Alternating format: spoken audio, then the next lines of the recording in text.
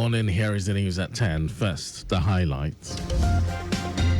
Lagos State to host over 2,000 delegates at Second International Fire Safety Conference.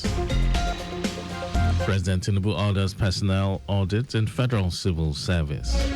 And Florentine, Iran carries out wave of arrest executions in wake of Israel conflict.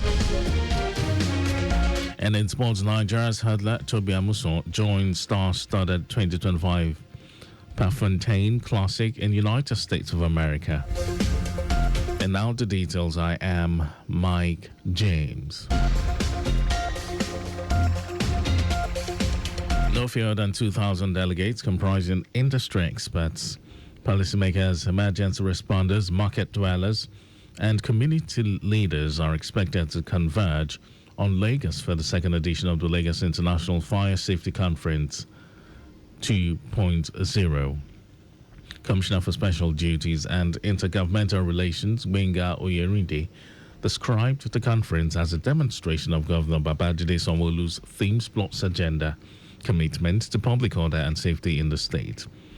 Oyerinde said Governor Sanwo-Olu will deliver the keynote address and officially declare the conference open, while other segments will include workshops, expert panel sessions, and cutting-edge exhibitions focused on disaster risk management, dangerous goods handling, live demonstration of fire suppression systems, and an expo showcasing state-of-the-art fire safety equipment. Director of the Lagos State Fire and Rescue Service, Margaret Adeshe, noted that this year's conference will build on the success of LIFSC 1.0, which attracted over 1,800 delegates in 2024. Adeshe noted that organizations, individuals, and stakeholders interested in participating are to register via the conference website at www.lifsc.org. The event, which is organized by the Lagos State Fire and Rescue Service under the Lagos State Ministry of Special Duties and Intergovernmental Relations, will hold from August 12 to 14 with the theme Leveraging Technology and Community Engagement to Prevent Fires.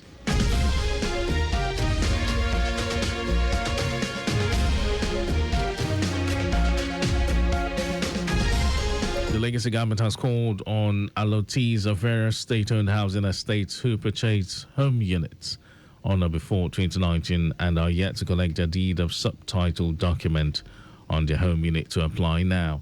Permanent Secretary, Ministry of Housing, Abdulhafiz Toriola, made the announcement at the monthly stakeholders meeting and public enlightenment for residents of state government-owned housing estate in Ikorodu Division held at Ayongbore Jubilee Housing Estate, Ikorodu. Toriola said the deed of sub-lease document is a crucial property document issued by the state government to homeowners in government housing estates, which would serve as their proof of ownership and tenable for business transactions, especially to secure mortgages and collaterals. Toriola, who was represented by the Director of State Department, Olukemi Fushudo, pointed out that the deed of sublease is different from the letter of confirmation. He advised allottees of Lagos State-owned estate who are yet to receive letter of confirmation, deed of sublease, or completed their payment to visit the Department of Estate in the Ministry of Housing, allows for verification of their allocation. The Permanent Secretary also called on allottees to take ownership of their estates, obey established rules and regulations, and live in harmony, thereby supporting the vision of the state government.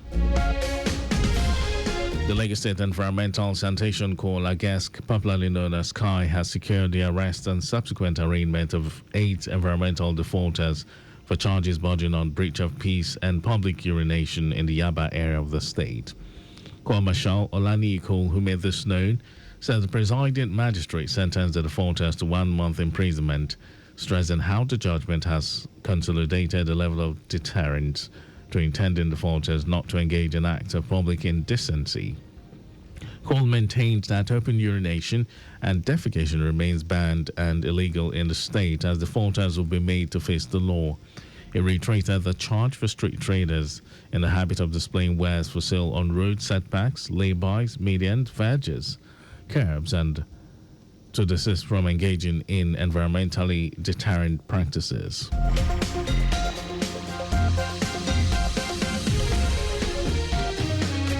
National Hajj Commission of Nigeria, NACON, has announced that the return leg of the 2025 Hajj airlift operations is expected to be completed by Tuesday, July 2, instead of the earlier projected date of June 28. NACON's Assistant Director, Information and Publication, Fatima Usara, in a statement said the extension was due to previous disruptions caused by the airspace congestion and flight cancellations despite recent improvement. Usara said of the total 41,668 Nigerian pilgrims airlifted to Saudi Arabia for this year's Hajj, over 27,316 have already been transported back to Nigeria. She said this number excludes multitudes that return to the country through regular flight due to their urgent demands at home. Usara assured Nigerians that the Commission remains determined to facilitate the earliest possible return for all pilgrims. And now to the rest of the stories.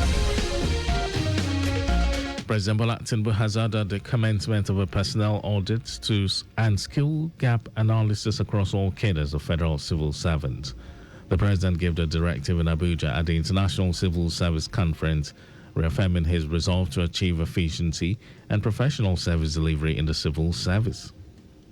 Tinubu further directed all ministries, departments, and agencies to prioritize data integrity and sovereignty in the national interest. He called for the capture, protection, and strategic publication of public sector data in line with the Nigeria Data Protection Act of 2023. The president hailed the Federal Civil Service as the engine driving his renewed-up agenda and a vehicle for delivering sustainable national development.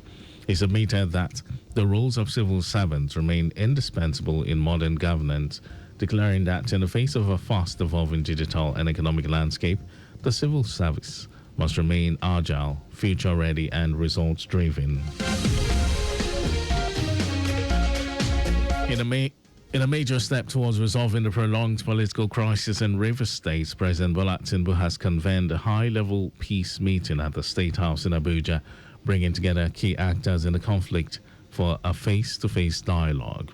According to a post by Special Advisor to the President on Information and Strategy, Bayo Ononuga, on his verified X handle, the closed-door meeting was attended by suspended Rivers State Governor Siminalayi Fubara, Minister of the Federal Capital Territory Nyesom Wike, suspended Rivers Speaker Martins Ameule, and several other lawmakers embroiled in the dispute. Ononuga described the meeting, which was initiated by the president, as a closed door and was organized to end the political hostilities that have gripped Rivers State for months and to restore normalcy and order.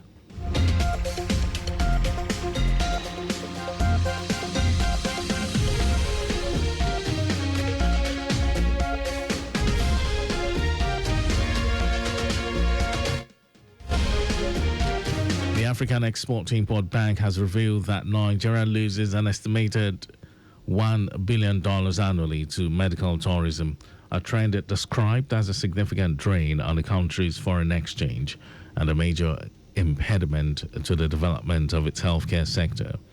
The bank's Export Development Managing Director, Oluroti Doherty, stated this during the 33rd Afrexim Bank annual meeting held in Abuja. Doherty said the continued reliance on foreign medical care was stalling investment in local health infrastructure and affecting the broader economy.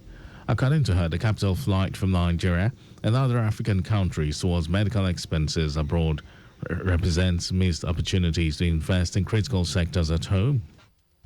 She also highlighted the ongoing loss of skilled healthcare workers to foreign countries, compounding the challenges facing the local medical industry. She stressed the need for Nigeria and other African countries to rebuild trust in domestic healthcare systems and called for policies that ensure quality care is accessible locally to reverse the tide of medical tourism.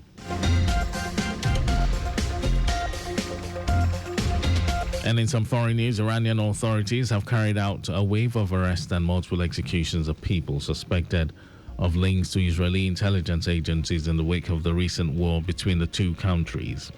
It comes after what officials describe as an unprecedented infiltration of Iranian security services by Israeli agents. Authorities suspect information fed to Israel played a part in a series of high-profile assassinations during the conflict. This included the targeted killings of senior commanders from the elite Islamic Revolutionary Guard Corps and nuclear scientists, which Iran attributes to operatives of Israel's Mossad intelligence agency working inside the country. Shaken by the scale and precision of these killings, authorities have been targeting anyone suspected of working with foreign intelligence, saying it is for the sake of national security. Meanwhile, human rights groups and activists have expressed fears over the latest development, citing Iran's long-standing practice of extracting forced confessions and inducting unfair trials. And over to sports news. World record holder Tobi Amusan has been confirmed for the women's 100 meters hurdles at the 50th edition of the Prefontaine Classic, set to take place on Saturday, July 5 at Hayward Field, Oregon, United States. The prestigious meet, part of the Wanda Diamond League Series, will feature an elite cast of athletes, with Amusan lining up in one of the most anticipated events of the day alongside reigning Olympic champion Masai Russell of the United States and world number one Jasmine Camacho Queen of Puerto Rico. Amusan's return to the Prefontaine Classics marks a symbolic homecoming as the Nigerian sprint queen sets the current world record of 12.12 seconds on the same track during the 2020 World Athletics Championships. That performance not only earned her global acclaim but also cemented her status as the most dominant force in women's sprint hurdles. And that was our news at 10. Just before we go, remember, speed thrills but kills. Please always avoid excessive speed. And you can follow us and like all our various social media platforms: X, Traffic Radio 961, Facebook, Lagos Traffic Radio 96.1 FM, Instagram, Lagos Traffic Radio 961. Subscribe and watch our news and programs live on YouTube, Traffic Radio 961. Visit our website, www.trafficradio961.ng. Listen to Lagos Traffic Radio 96.1 FM live on my Lagos app for timely updates. Did you know that the Sanwo-Olu administration strengthened alliance with 200 representatives from various women-focused NGOs in the state as part of efforts to alleviate the economic plight of women residents in the state? Well, you can get more details on the Legacy Government website. And to end the news, here are the highlights of the major stories. No fewer than 2,000 delegates comprising industry experts, policymakers, emergency responders, market dwellers, and community leaders are expected to converge on Lagos for the second edition of the Lagos International Fire Safety Conference, LIFSC 2.0. President Bola Tinubu has ordered the commencement of a personnel audit and skill gap analysis across all cadres of federal civil servants. We also told you that the Iranian authorities have carried out a wave of arrests and multiple executions of people suspected of links to Israeli intelligence agencies in the wake of the recent war between the two countries. In sports, world record holder Tobi Amusan has been confirmed for the women's 100 meters hurdles at the 50th edition of the Prefontaine Classic, set to take place on Saturday, July 5 at Hayward Field, Oregon, United States. For contact with the newsroom, send a message to info@trafficradio961.ng. That ends the news broadcast. It was compiled by Abiola Fagbalagun. Thank you for listening. My name is Mike James. Good morning.